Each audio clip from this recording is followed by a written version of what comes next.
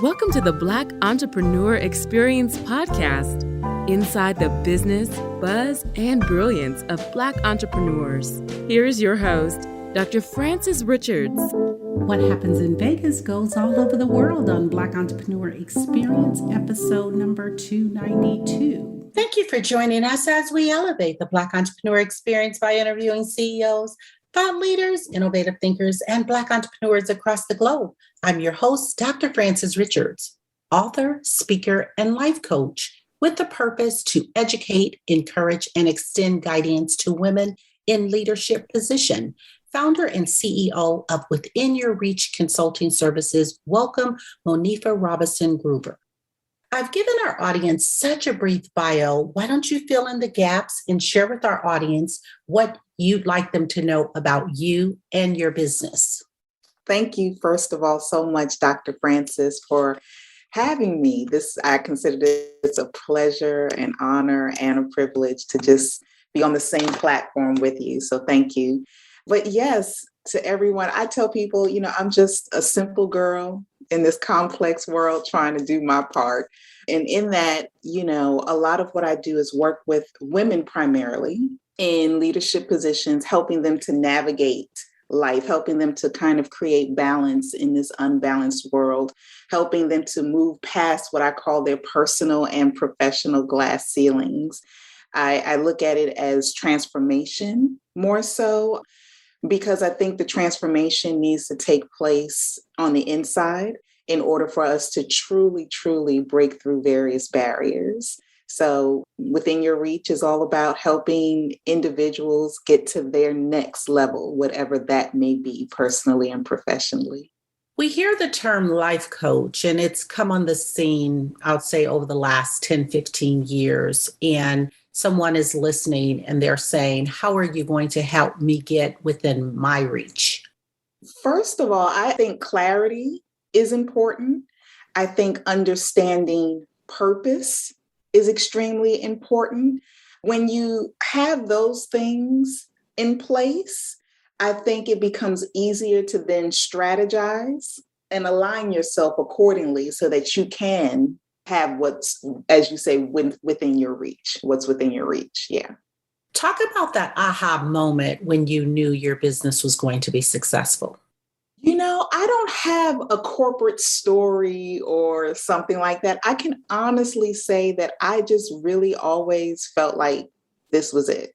I felt, while there have been times where there have been many situations where things have ebbed and flowed, and there have been times where maybe a little doubt seeped in, for the most part, overall, honestly, I just always felt like Within Your Reach would work. Like, this is what I'm meant to do. This is what will happen. This is what will transform people's lives. It will be successful no matter what anyone says. And I'll tell people, anyone that's known me for a long time knows that I've been at it for a long time, even when nobody knows about you. And then all of a sudden, I'm not famous, but you know how all of a sudden famous people become famous and it's like, wow, they just came out of nowhere. Well, no, they were kind of in the trenches for a long time doing their thing. One thing people would say, at least when it comes to Within Your Reach, is Monifa didn't give up. That's how much I believe in it and have from the beginning.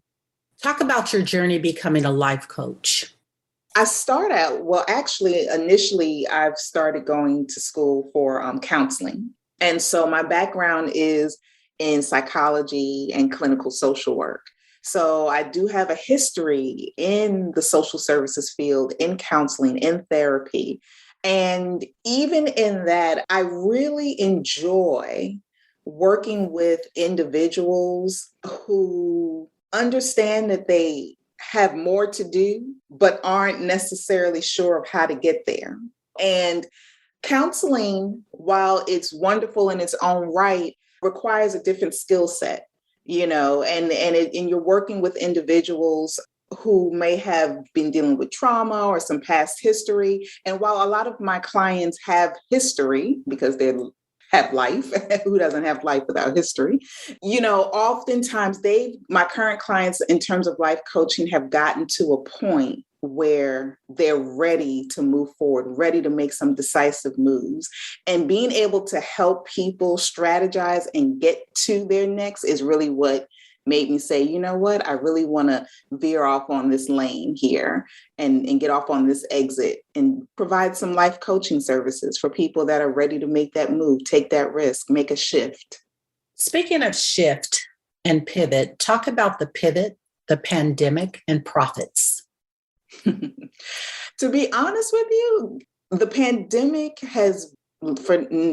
goes without saying, has been very overwhelming and traumatic for many. Business-wise, for me, I was actually pleasantly surprised. It wasn't. It was very profitable. People were more inclined and encouraged to do something different, something that they felt was meaningful and purposeful, with individuals seeing how short life can be, how fragile life is, how temperamental situations are. A lot of individuals came to a point where they were like, look, now or never. What do I have to lose? I've already lost. What more can I lose? So fortunately for Within Your Reach, things have been wonderful. Now, yes, we have had to pivot. A lot of what we've done has been in person, even though we did a few online things. But of course, the pivot and the shift technology-wise forced us to use more technology and have to keep the social distancing in place, and certain things that we offer, like our VIP retreats that bring together leaders in an intimate setting, were put on hold for a significant amount of time. But it's been good profit-wise and transformationally for my clients. Did you resume your retreats, or are they still on hold? They're still on hold for right now. We were thinking about resuming them, and then the Delta variant decided it wanted to pay us a visit. So we decided to go ahead and just press the pause button for now. Monifa, I want you to have a monologue, and I want you to name this person, living or not. And this person has impacted your life so much. Name that person, and what are you saying to that person? That person would be my father. He's no longer living. He did pass away of pancreatic cancer over 10 years ago, but I was a daddy's girl. So, I say, look up daddy's girl in the dictionary, you'll see my face. But I would say he truly, truly impacted my life. So many lessons that I learned. So grateful for his non-judgmental, patient, yet corrective, directive ways. Some of the things that I've learned, especially since he's been gone, just personally, it's kind of like, it's not while the coach, I tell people, it's not while the coach is on the sidelines coaching you that you really know how much you understand the plays on the field. It's when the coach is gone or when nobody's around and you have to kind of play the game called life and remember the plays and figure out the moves that you truly understand whether or not you learned the lessons that the coach was teaching you. I'm grateful for his guidance in everything. It's like the words that he always spoke to me had meaning, whether they were applicable to personal or business or otherwise. It's like the words he spoke transcends all lines. Just grateful for having had the experience that I had. Thank you for sharing that. There are so many brands and businesses that are dominating. Talk about a brand or a business that's dominating that you admire and why. You say dominating, that may be subjective. So based on the answer that I have for that one. But I think about a young lady, Dr. Kendra Norman Holmes, who is, I think, an 8-time best-selling author, just awesome woman of God. One of the things that I appreciate about her is how she always incorporates God and weaves God into everything that she does, how she's allowed the gift that he's given her to transform lives. I mean, I really admire her brand, her business, her as a person. She probably wouldn't identify herself as a brand or business, but I put her in all of those categories. Just really admire the work that she does, the ethics that the world of ethics that she operates in, within such integrity and with purpose. So many people operate with the objective of simply just making money. And because she's made purpose her primary motive, all of the rest truly has followed. Talk about mental health and managing your business. Very important. I already told you, Dr. Francis, my background is in counseling. So you already know mental health is important to me. And when it comes to managing, my business, extremely important. And I say that because, we can get so caught up physically, mentally, emotionally in what we do that it can become hard to break away from that. The lines can become blurred and it can become easy to do exactly the opposite of what you teach your clients to do. Mental health is extremely important, taking time for yourself. And for me, part of that is getting away from the computer, especially since the pandemic. But just in general, I love the water. I love the water. So anytime I'm around a body of water, it's like stress. What is that? That doesn't exist. But even if I can't get to the water, quiet time is extremely important for me. I'm the type of person, I don't need to be around a lot of people.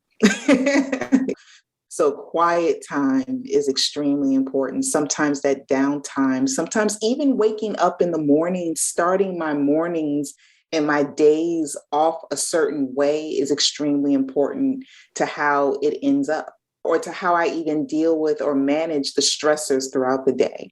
So mental health, extremely important. Taking time for yourself. I can't speak on that enough. What is your zone of genius? My zone of genius. Oh, gosh. That's a good one. I don't even know if I consider myself a genius at anything. I would say just being able to, or I'll say learning more and more to stay in my lane, understand my purpose, my giftings, operate within the realm that I've been given is my zone, I would say, of genius. Because I think doing that, you have to be very self-disciplined to not get outside of yourself. You have to be, I think, have a certain level of insight or continue to grow in these areas so that you can, I think when you operate within your zone, you're able to focus and you're able to give others, whether it's personally or professionally, you're able to give others your genius, your gift. That's how I would say. That's what I would say. Talk about your weakness as an entrepreneur.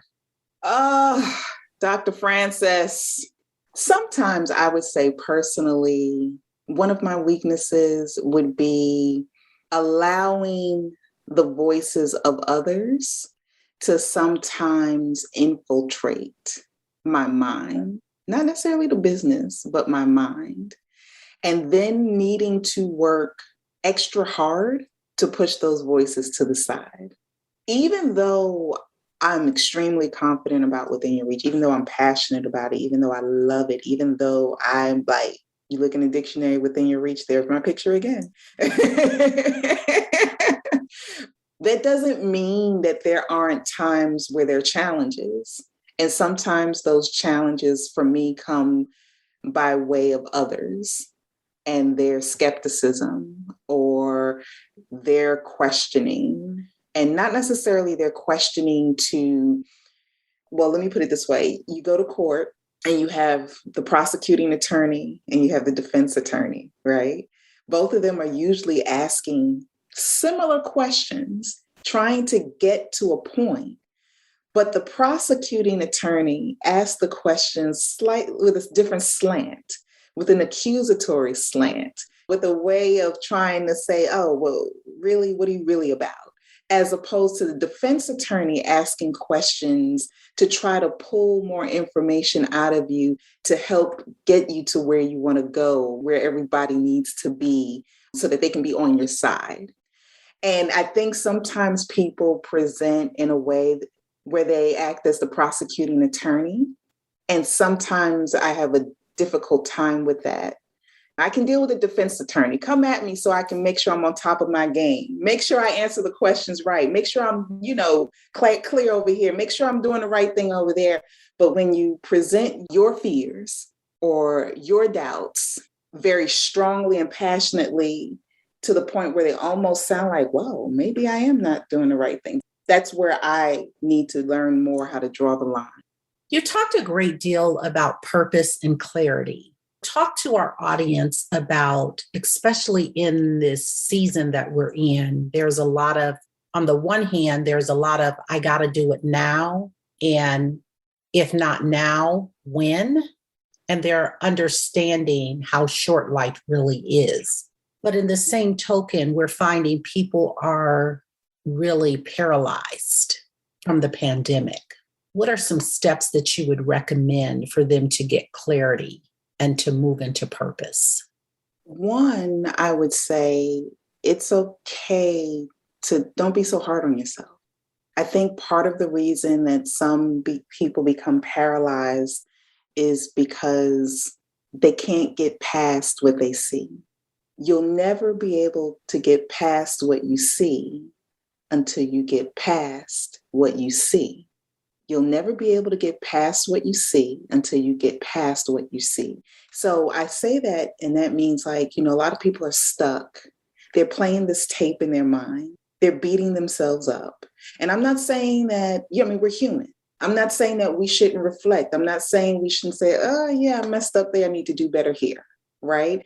But there comes a point in time where we either need to press the pause button or the stop button and remember, it's okay that you were where you were. You may not like it. It's okay that you are where you are. You may not like it. You may need to do something about it. But the fact that you even want to do something different or that you want or have a desire to is the first step. A lot of times we want to get to Z and we haven't really learned A, B, and C, right? I would say for those that do feel stuck, one, stop beating yourself up.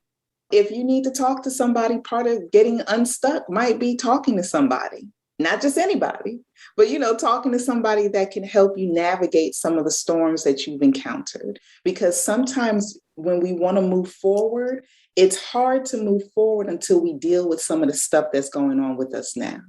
Understanding that dealing with some of those things now before moving forward is not going backwards. Like sometimes we think if we slow down and stop and deal with some stuff, we're not doing anything. Sometimes doing that is what is needed to move forward. And once you deal with some of the things that are going on with you internally now, you'll be surprised at how slowly and surely your mind will open up to new opportunities to even be able to embrace different thoughts or different ideas or just become a little bit more energized to even want to do more. So just dealing with the stuff that you're going through now is really kind of the first step and not being so hard on yourself. Talk about your ideal client. My ideal client is the woman that I say is in leadership. And when I say leadership, I'm not just talking about corporate America. You can be in corporate America, you can be an entrepreneur, community activist, or leader in your home. We're all leaders in our own right. But my ideal client is that woman that understands or is looking to understand their purpose or is looking to strategize to gain clarity on how they can be impactful in the world or in their arena. The woman who sometimes feels overwhelmed and doesn't know how to decipher and how to maneuver or just has a hard time. Sometimes you know things, but you need some help. You need some accountability. Doctors still need to go to the doctor. So that would be the ideal person. And someone is listening and they're saying, I believe I'm your ideal client. How do they connect with you? They can always go to my website, withinyourreach.life, withinyourreach.life. I'm also on LinkedIn and Instagram. On LinkedIn, Monifa Robinson Groover. That's how they can find me there. Instagram, they can go to WYR Inspires. So there's a number of ways. Or they can call me, 404-836-3905. That's the office number. What can we do right now to support Within Your Reach? This would be a way to support Within Your Reach, but I think it would be beneficial for you or anybody. I've written a number of books that are geared towards personal and professional and spiritual growth and development. I think tapping into one of those would be transformational for anyone. I mean, it would support me, but I think it would definitely be transformational to anyone as well. And tell us how we can get those books and any of the names of the books. Sure. You can always go onto my website, onto the store page, withinyourreach.life, and you can get the books there, or you can look me up on Amazon, Monifa Robinson Groover, and all of my books should pop up there.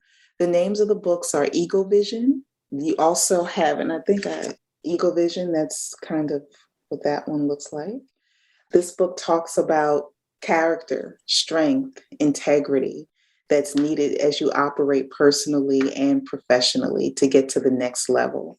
Some of the other books that I've written, devotional entitled Matters of the Heart, God's Solution for Every Problem. Simply a devotional that takes a look at some of the hard matters that people deal with that they often don't necessarily communicate. And it gives some God-inspired basic approaches to really navigating the hard truths that people deal with in life, especially if, they don't have anybody to talk to. The other couple of books are Change Beyond the Pain. There's a book and a workbook that comes with that. And this book was written when my father passed away from pancreatic cancer. That gives spiritual but practically based approaches to navigating any challenge in life. It talks about fear, talks about purpose, talks about faith, so on, and surrender, so on and so forth. Thank you for sharing that. The word is listening. What is that resounding sound or message that your generation is saying that we should be listening to? A lot of what I do comes from a faith-based perspective. I can't help but incorporate that in my message. And while I incorporate it according to the audience that I'm working with, it's there nonetheless. The message that is included is that I really just believe God has to be first. He has to be the foundation. He has to be in everything that we do. He has to be our go-to.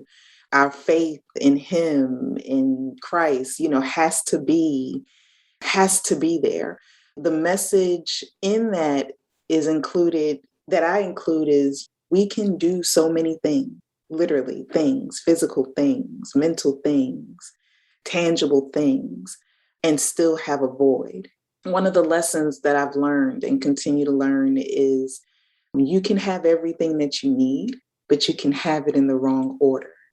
Imagine having all the ingredients for the perfect cake, but putting the cake in the oven before you put the eggs and the flour and mix it all up. Disaster. Taking the cake out and then adding the sugar doesn't work.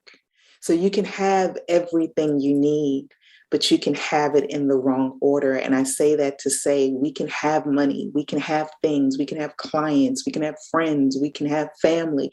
But if we don't have God, if we don't have Christ in our lives, then, and if we don't have him first, and if he's not the foundation, then everything that we have really doesn't matter. So that's the word that I would put out. That's the message. Is there a social cost tied to your business? We're not directly connected to different nonprofits. whenever we find one or come across or paths with one that kind of pulls at our heartstrings, we may join forces to connect with that. And so I can't say that there's one specific area that we definitely hone in on in terms of the only person or organization that we collaborate with, because we really try to, we can't be everything for everybody. We understand that, but we try to, just follow the leading of where we feel we need to go at that time. What problem exists in the world today that you would like to solve? This may be a problem that exists in the world, but it still really comes down to an individual level. Like, I really just would love to see people move past their fears. I feel so strongly about the fact that oftentimes others that are connected to us can't get what they need because we're not doing what we should be doing. And a lot of that is because of fear. And I think I have that personal experience where I remember years ago when I was living in Atlanta, a friend of mine had said, you're really not doing anything. Wait a minute. Now, mind you, Dr. Francis, at this particular time, I had already put on my first conference. Nobody knew who I was. I had like about 100 people show up and they paid. I had already written my first book and she hadn't done none of this. And she told me I wasn't doing anything. So I didn't say anything. She said, with all of the gifts and talents inside of you, you're not doing anything. So I never responded verbally to her at that time. I let it marinate. And I came to the conclusion that she was right. And I remember at that time, and this was years ago, I put a post on Facebook that said, people think you're fearless because you've done what they have yet to do. But only if they knew the fear you had if you were to do what you were truly called to do. And it's easy, very easy, to get caught up in the praises of people who look at you and say, oh, you've written a book. And I'm looking like, yeah, but that's nothing, but to them, it's everything. Oh, you put on a conference. Oh, yeah. Okay, well, thank you. Event planning, it has its pros and cons and challenges, but okay, whatever. But you can easily get caught up in not really pushing yourself to truly utilize the gifts and talents at a deeper level that are within you. Even though we are friends today, and that happened over a decade ago, she told me that. But yes, we are friends today. But yeah, fear. I would really try to help people move past that fear. I think that's a world problem, whether it's obvious to others or not. I think that resonates in a lot of people. What is the best advice you were ever given? Well, one of the best pieces of advice, it came from my father. He knew me so well. Go figure. He told me one time that I needed to continue to use discretion, but I needed to learn how to trust more and not hold grudges.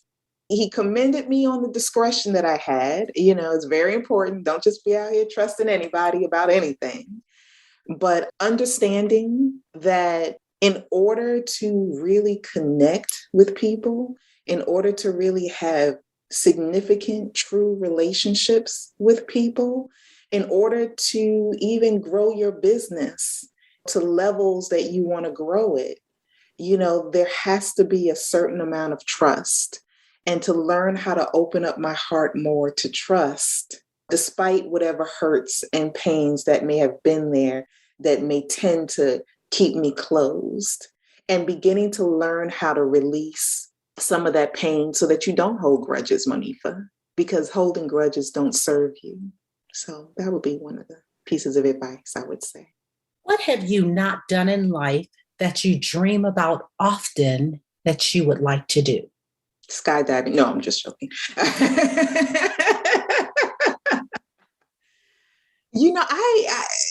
This is simple, but I literally I love to travel. I love to travel. So there are a couple of places that I want to go, like Greece, which was actually on my list for last year.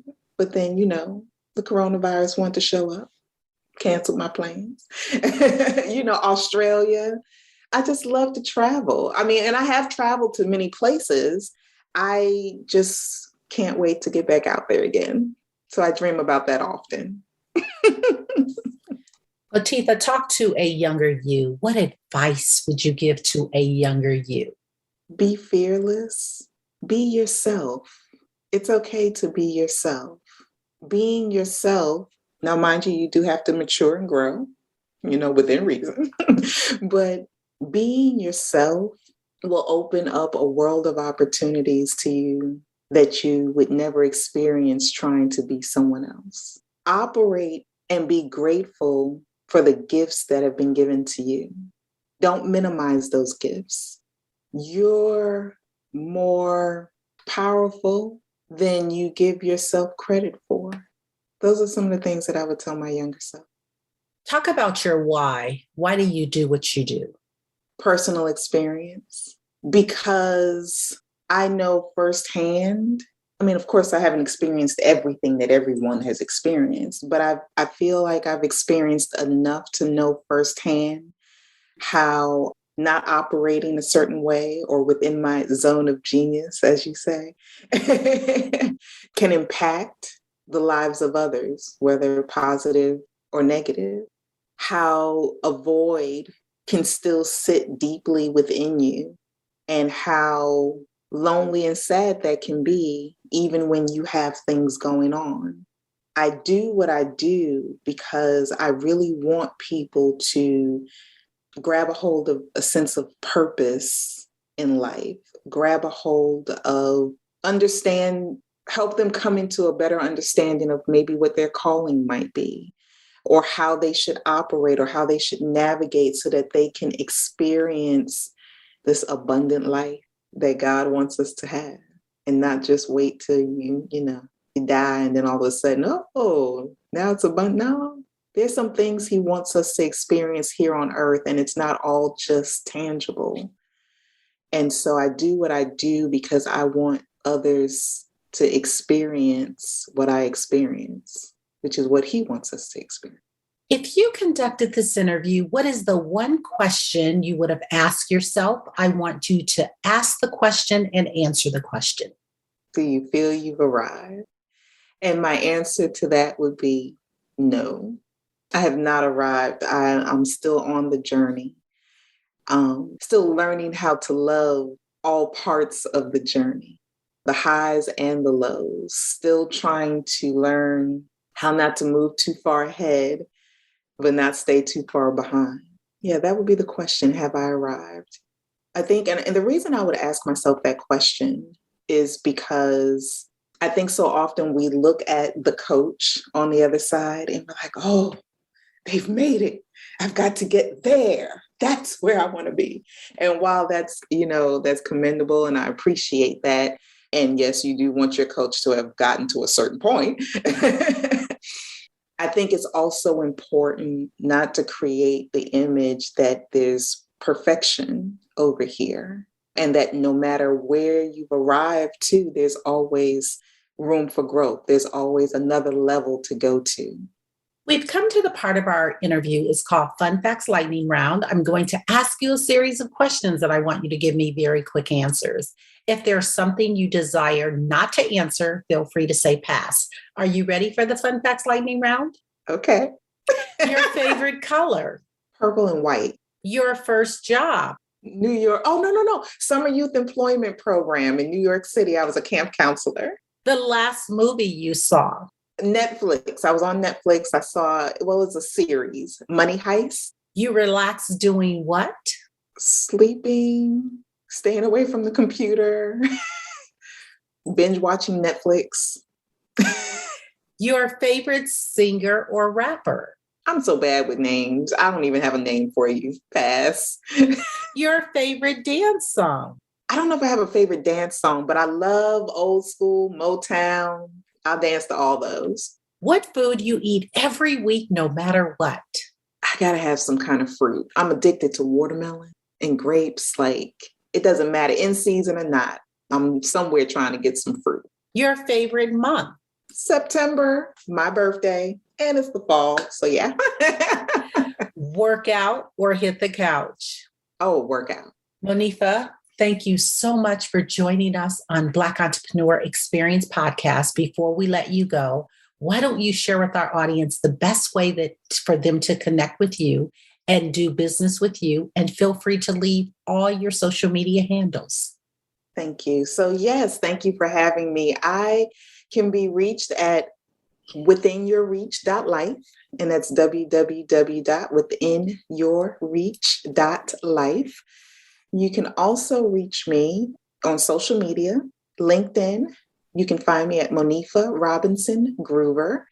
You can also find me on Instagram. My handle is WYR Inspires.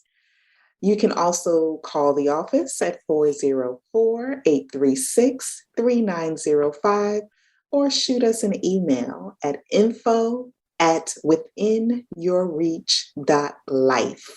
Thank you. That's a wrap. Thank you. Thank you for listening and subscribing to Black Entrepreneur Experience. We would love for you to leave a review and rating on iTunes and share with your friends. For show notes and more episodes, go to www.beepodcast.com. Join us next Wednesday, and remember, green is the new black. So keep your bank accounts and your business in the black.